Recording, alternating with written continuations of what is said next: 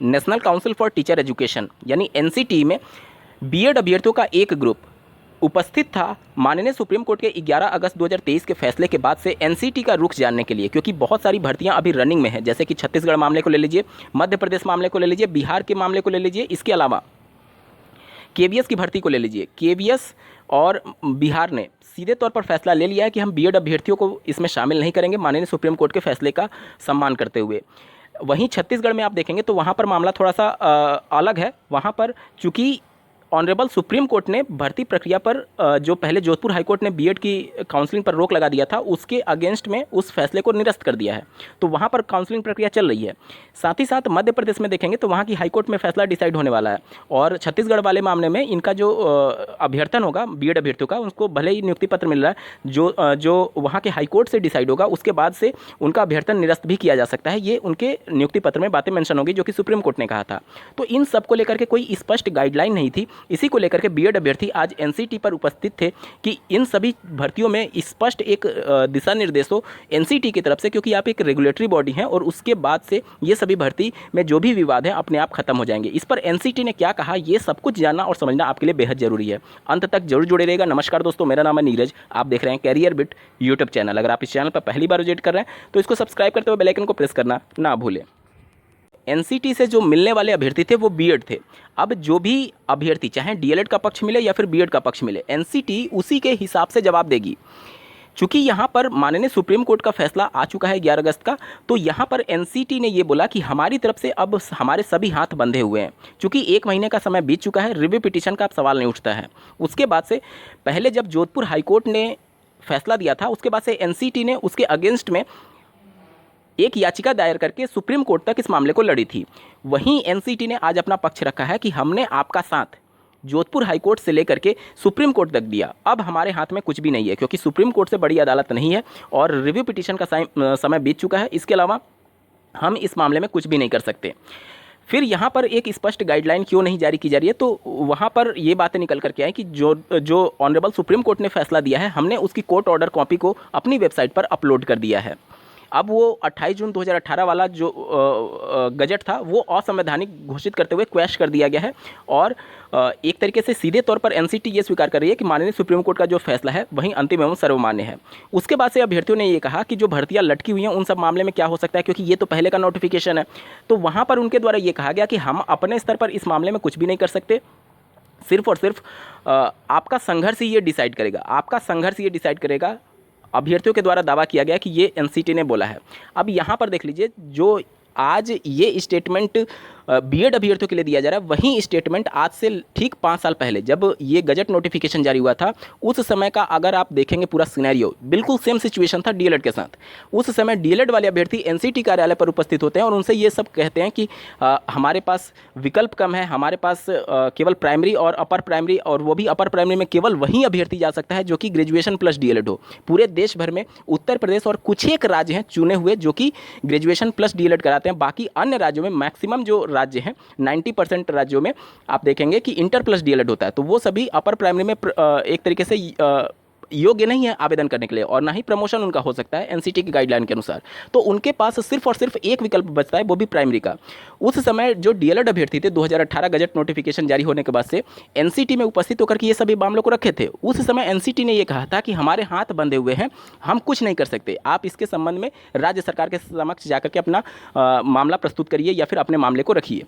उस समय भी यही सलाह दिया गया था एनसीटी के द्वारा, और आज भी बीएड के संदर्भ में यही सलाह दिया जा रहा है। और इन सब का क्या प्रभाव पड़ता है आप लोग देख चुके होंगे। जब 2018 में मामला आया था, उस समय भी जो आज बीएड अभ्यर्थी कर रहे हैं बिल्कुल डिट्टो वही चीज़ें हो रही थी। सभी जिलों में ज्ञापन दिए जा रहे थे, सभी जिलों में धरना प्रदर्शन किया जा रहा था।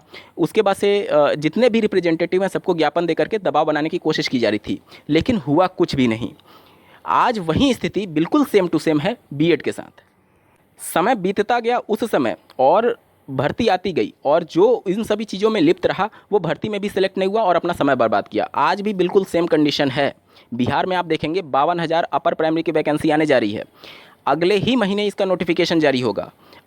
अब आपको खुद विचार करना है कि जो परिस्थितियां 5 साल पहले हो चुकी हैं उसी को दोहराते हुए आप बेरोजगार रहना चाहते हैं या फिर इस भर्ती के लिए फाइट करना चाहते हैं? क्योंकि जब एनसीटी अपने हाथ को खड़े कर दे रही है कि सुप्रीम कोर्ट के अगेंस्ट में हम कुछ भी नहीं कर सकते, तो उस कंडीशन में आप सोच लीजिए कि क्या हो सकता है। यहाँ पर केंद्र सरकार पर दबाव ये बनाया जा रहा है कि इसके संबंध में अध्यादेश लाया जाए। क्या ये प्रैक्टिकली पॉसिबल है? अध्यादेश को लेकर के जो भी आपको बरगलाने की कोशिश कर रहे हैं उनसे आप खुद पूछिएगा कि अध्यादेश का नियम क्या कहता है। अध्यादेश कभी भी उस फैसले के अगेंस्ट में नहीं लाया जा सकता जो कि डायरेक्टली किसी के मौलिक अधिकार से जुड़ा हुआ हो। अब सुप्रीम कोर्ट का जो जजमेंट है वो मौलिक अधिकार के आधार पर दिया गया है, आर्टिकल 21A के आधार पर दिया गया है, और उसके अगेंस्ट में अगर कोई फैसला मतलब अध्यादेश सरकार लाती है तो उस कंडीशन में समझिए कि मौलिक अधिकार का हनन हो रहा है। यहाँ पर केंद्र सरकार अपने स्तर पर आपको तसल्ली दे सकती है, उम्मीद दे सकती है, लेकिन अध्यादेश लाने से पहले वो भी कानूनी जांच पड़ताल करते हैं। उनके जो महाधिवक्ता होते हैं उनसे इसके संबंध में सलाह लेते हैं। वो इन सभी मामलों में जानते होंगे कि अगर मौलिक अधिकार को लेकर के कोई फैसला दिया गया है तो उसके संबंध में उसके अगेंस्ट में कोई भी अध्यादेश लाना बहुत नेक्स्ट टू इम्पॉसिबल वर्क है। इसके अलावा अध्यादेश की जो वैलिडिटी होती है वो मात्र 6 महीने ही होती है, मैक्सिमम मैं बता रहा हूँ। 6 महीने के बाद से आपको फिर से इसको पेश करना होगा लोकसभा में, फिर इसको राज्यसभा में पेश करना होगा। उसके बाद से पास होने के बाद से ऑनरेबल प्रेसिडेंट के सिग्नेचर होंगे। उसके बाद से ये एक्ट बनकर के कानून पर आएगा। अब अध्यादेश जो आएगा वो सीधे तौर पर ये समझिए कि आरटी एक्ट का उल्लंघन है, सीधे तौर पर ये समझिए एनसीटी एक्ट 1993 का उल्लंघन है। तो अध्यादेश लाने से पहले इन सभी नियमों को परिवर्तित करना पड़ेगा, क्योंकि अध्यादेश तभी आ सकता है जब उस कोई पहले से एग्जिस्टेंस कोई एक्ट जो कि इस समय एग्जिस्टेंस में है वो उसका उल्लंघन नहीं करना चाहिए। अब यहाँ पर अगर बीएड को अध्यादेश ला करके किया जाता है तो एक तो केंद्र सरकार के पास इस प्रकार का कोई भी अधिकार नहीं है, क्योंकि आरटी एक्ट के धारा 23 के उपधारा 1 में मेंशन किया गया है कि केंद्र सरकार इसके संबंध में कानून नहीं बनाएगी। वो जो एनसीटी है जो कि इस समय रेगुलेटरी बॉडी है, वो जो कानून बनाएगी उसके आधार पर भर्तियाँ की जाएंगी। तो केंद्र सरकार के पास अपनी कोई शक्ति नहीं है, वो एनसीटी के पास है, और एनसीटी को भंग नहीं किया जा सकता। वो एनसीटी एक्ट 1993 जब आप पढ़ेंगे तो उसमें मेंशन किया गया है। इसके पहले कारण बताओ नोटिस जारी करना होगा एनसीटी को, मतलब केंद्र सरकार जारी करेगी एनसीटी को, और उसके कुछ क्लॉज हैं जिसके बारे में आप जानेंगे तो ये सभी चीज़ें बिल्कुल क्लिस्टर क्लियर हो जाएंगी आपको कि ये सभी चीज़ें प्रैक्टिकली पॉसिबल ही नहीं है। तो यहाँ पर अध्यादेश वाला जो मामला है वो बहुत कमज़ोर पड़ जाता है। और देखिए इस समय अध्यादेश को लेकर के आपको हो सकता है कि सेंटर लेवल पर भी थोड़ा सा खुश करने की कोशिश की जाए। 2024 लोकसभा चुनाव है, उसके बाद से ये मामला अधर में लटक जाएगा, क्योंकि भले ही आपको अध्यादेश ला करके फिर से वैलिड कर दिया जाए, मान लीजिए 1% उसकी चांस है, मान लीजिए कर भी दिया जाए, तो उस कंडीशन में फिर से इसको लोकसभा और राज्यसभा में जब पेश किया जाएगा तो ये सभी नियम कानून आड़े आएंगे, आरटी एक्ट भी आड़े आएगा और एनसीटी एक्ट भी आड़े आएगा। तो उस कंडीशन में किन किन चीज़ों में आप परिवर्तन करेंगे? जो मौलिक अधिकार है उसमें भी आपको परिवर्तन करना पड़ेगा, 21A वाला। तो ये सभी चीज़ें हैं जिसको देखते हुए अध्यादेश ला पाना बहुत मुश्किल है। इस वजह से मैं कह रहा हूँ कि ये सभी चीज़ें सोशल मीडिया साइट्स पर आपको केवल एक तरीके से बरगलाने की कोशिश की जा रही है कि इसके अगेंस्ट में ये हो जाएगा वो हो जाएगा। आपके पास जो मौका है आज के डेट में शायद कल ना रहे, आज से 2 साल बाद 3 साल बाद जब ये सभी परिस्थितियाँ आपके सामने रहेंगी, हो सकता है आप उस समय पछता रहे हों, क्योंकि आज आप अपना वो समय व्यतीत कर रहे हैं, बर्बाद कर रहे हैं उन सभी चीज़ों में जो जिसका कोई हल नहीं निकलने वाला है। और आपके सामने 52,000 पदों पर जो शिक्षक भर्ती आने जा रही है 6 to 8 वाली, अगर आप इसमें चयनित हो जाते हैं तो आपका एक उज्ज्वल भविष्य आपका इंतजार कर रहा है। तो अब आप सोच लीजिएगा आपको करना क्या है। बाकी आप खुद समझदार हैं, अपने स्तर पर फैसला ले सकते हैं। आपको आपके भविष्य के लिए बहुत बहुत ढेर सारी शुभकामनाएं। इस वीडियो को देखने के लिए आपका बहुत बहुत धन्यवाद। भगवान करे आपका दिन शुभ हो।